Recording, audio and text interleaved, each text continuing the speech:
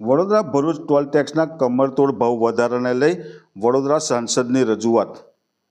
Karjan national highway 48 ઉપર ભરથાના ગામની સીમમાં આવેલા વડોદરા ભરૂચ ટોલ પ્લાઝાના ટોલ ટેક્સમાં 65% જેટલો અધધ ભાવ વધારો થતાં વાહન ચાલકોમાં રોષ જોવા મળી રહ્યો છે।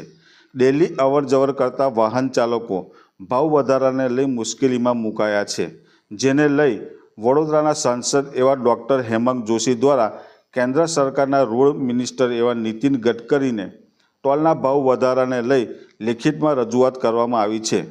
બીજી તરફ ટોલ નાકાની શરૂઆતના સમયે થયેલ ખર્ચ કરતાં આજે 10 ગણા રૂપિયા વસૂલ થઈ ગયેલ હોવા છતાં ટોલ ઉપર કમરતોડ ભાવ વધારાનો સામનો આજે વાહન ચાલકોને કરવાનો વારો આવી રહ્યો છે। તગડો ટોલ ચૂકવવા છતાં વાહન ચાલકોને સુવિધાના નામે મીંડું મળી રહ્યું હોય એમ દેખાઈ રહ્યું છે।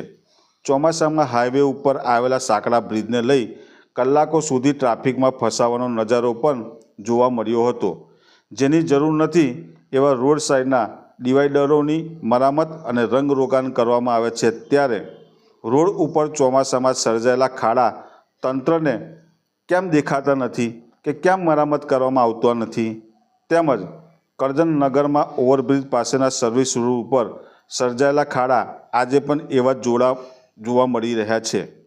ના છૂટકે ખાડાઓમાંથી વાહન લઈ જવા વાહન ચાલકો મજબૂર બની રહ્યા છે। આટલો મોટો ટોલ ટેક્સ વસૂલવા છતાં વાહન ચાલકોને સુવિધાના નામે મીંડું મળી રહ્યું હોય એમ દેખાઈ રહ્યું છે। 2 વર્ષ પહેલાં મંજૂર થયેલ સાંકડા ઓવરબ્રિજ આજે પણ સાંકડા જ છે। જો કોઈ અકસ્માત થાય તો કલાકો સુધી ટ્રાફિકનો સામનો વાહન ચાલકોને કરવો પડે છે।